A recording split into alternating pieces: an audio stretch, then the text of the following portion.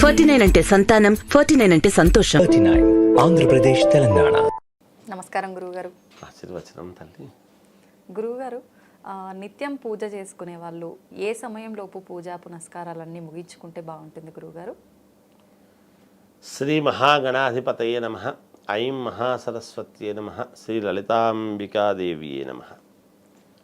అమ్మ, నిత్యానుష్ఠానము, నిత్యము పూజ ఇంట్లో చేసుకోవటము ఎవరికి తోచినంత వాళ్ళు, ఎవరి విధానాన్ని బట్టి వాళ్ళు, ఎవరి శక్తి అనుసారము వాళ్ళు చేసుకోవటము, ఏ సమయానికి చేసుకోవాలి,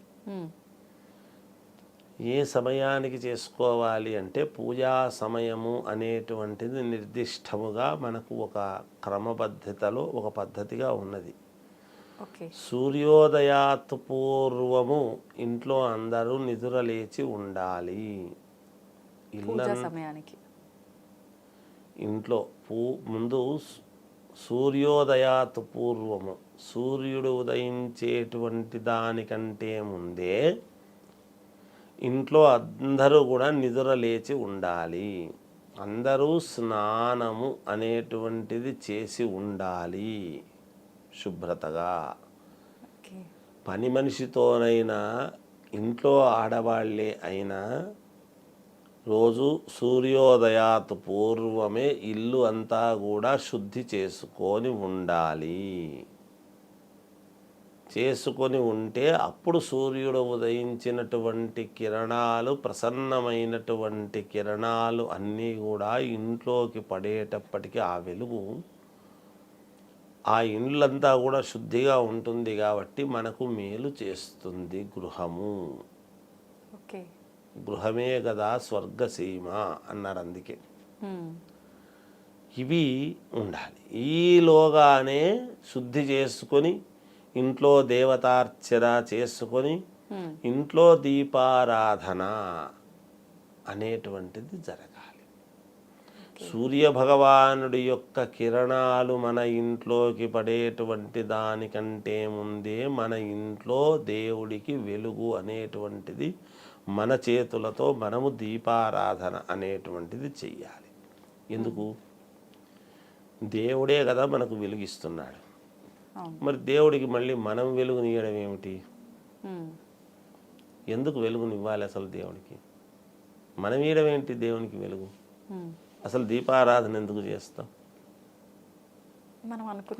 మనము దీపారాధన చేస్తున్నాము, దేవుడి పటాలు కనపడుతుంటాయి, దేవుడే మనకు వెలుగునిచ్చేవాడు. మళ్ళీ మనం ఎందుకు దేవుడికి వెలుగును, మనం పెద్దగా ఏదో మనం చాలా గొప్పగా దేవుడికి వెలుగునిస్తున్నాము అని చెప్పి మనం దీపారాధన నూనె ఒత్తులు అన్నీ కొనుక్కొని వచ్చి కష్టపడి ఎందుకు చేస్తున్నట్టు అంటే, మనము నిత్యకర్మలు అనేటువంటివి ఉంటాయి. ఈ నిత్యకర్మలు చేసుకునేటువంటి వాళ్ళు ఎక్కడెక్కడ ఏమేమి తప్పితము తెలుసో తెలియకో చేసేస్తూ ఉంటాం.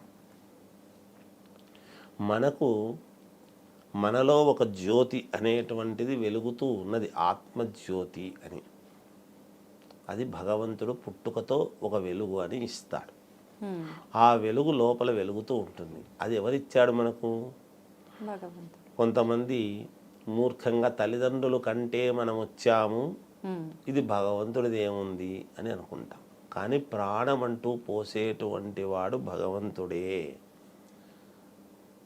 తల్లిదండ్రులు కన్నారు, తల్లిదండ్రులు ప్రాణం తీస్తున్నారా? మరి ఎవరు తీస్తున్నారు? ఆయుష్ తీరింది పోతున్నాడు అంటే మనం 120 సంవత్సరాలు బతికిన తర్వాతనే పోవాలి కదా.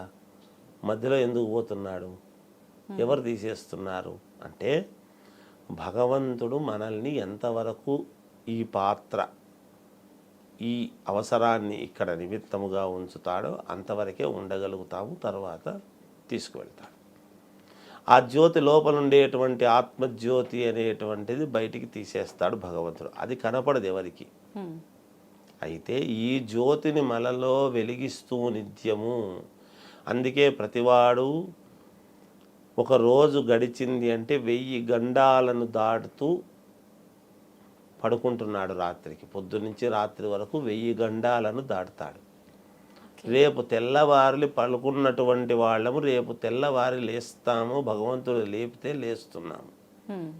ఆయన ఆజ్ఞ లేకపోతే లేలేము. అక్కడికి అయిపోయిందనే లెక్క.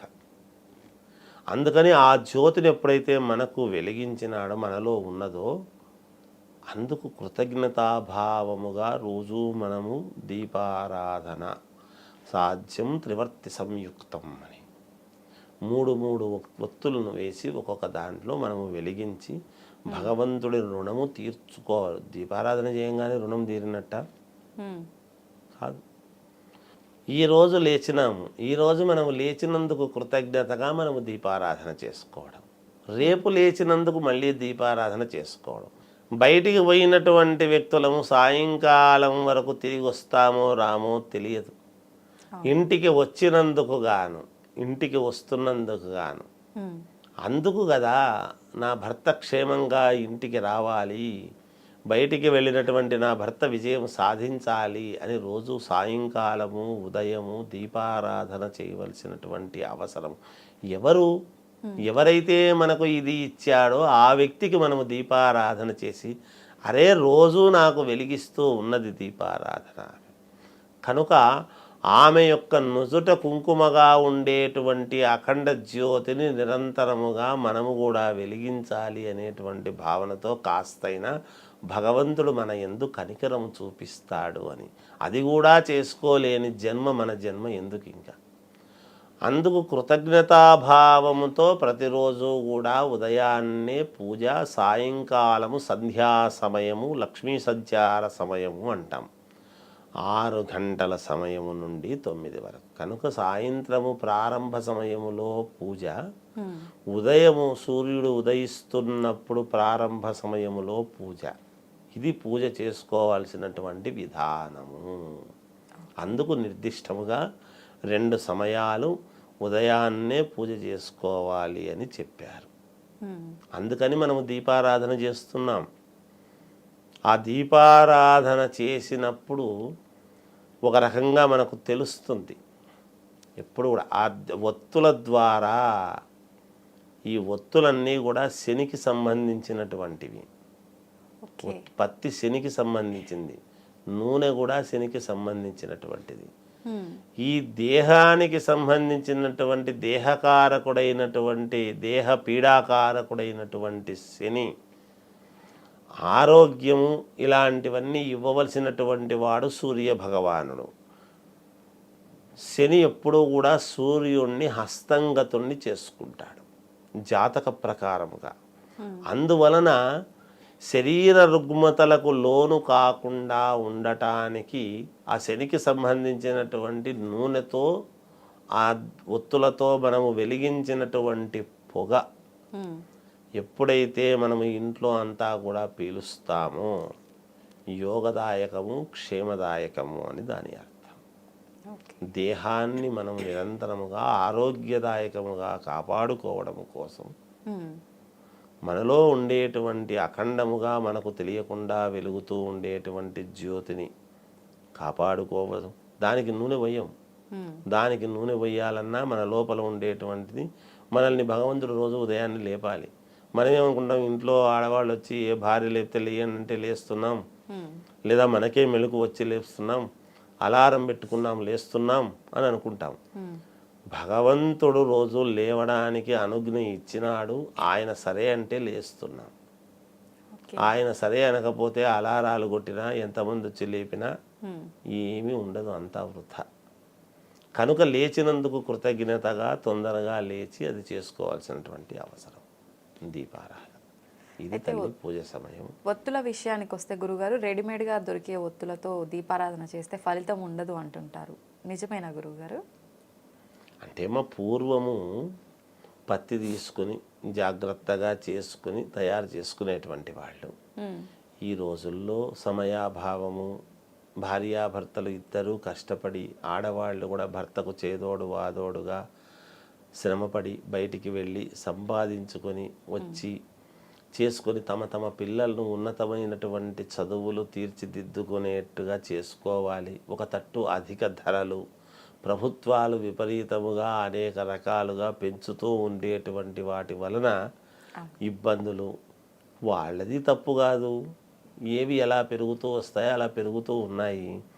ఎవరిని ఏమనుకోవడానికి లేదు. కానీ సమాజంలో మన జీవితం అయితే ముందుకు వెళుతూ ఉండాలి. ఆ వెళ్ళాలి అంటే ఈ సమాజంలోనే ముందుకు మనం నడవాలి. కాబట్టి దీనికి అన్ని తట్టుకొని కదా ఆటుపోట్లకు ముందుకు వెళ్ళాలి. అలా వెళ్ళగలుగుతూ ఉన్నప్పుడు ఈ ఖర్చులు కూడా తట్టుకోవాలి అంటే భార్యాభర్తలు ఇద్దరూ శ్రమపడక తప్పడం లేదు పిల్లల కోసమని. అలా శ్రమపడుతూ ఉండేటువంటి రోజుల్లో అన్నీ ఆమె చేసుకోవాలి అంటే కూడా ఆడవాళ్లకు ఇబ్బందే కదా తల్లి. పూర్వం అంటే పొలాలకు వెళ్ళేవాళ్ళు. ఉదయాన్నే పొలానికి వెళితే వంట చేసుకొని ఆ భర్త కోసమని తిండి తీసుకొని వెళ్ళేవాళ్ళు అప్పట్లో.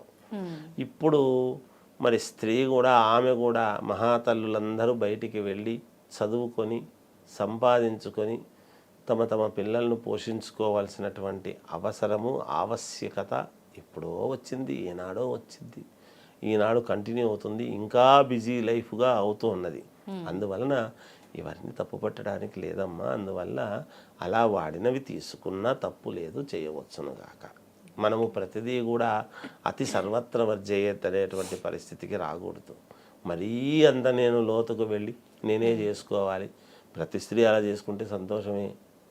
అయితే పత్తి తెచ్చుకొని ఒత్తులు చేసుకొని అన్నీ చేసుకోవాలి అంటే కాదు కదా తల్లి. మరి అందువల్ల ఏమీ తప్పు లేదమ్మా. దానివల్ల నీ మనస్సు ముఖ్యం. నువ్వు ఎంతసేపు చేస్తున్నావు అనేది కాదు, ఎలా చేశావు అనేదే ముఖ్యం. అంతేమ్మా, అంతకంటే వేరే ఇంకోటి లేదు తల్లి. చాలా మంచి విషయాలు తెలియజేస్తారు గురుగారు. Thank you. జయ వస్తుంది.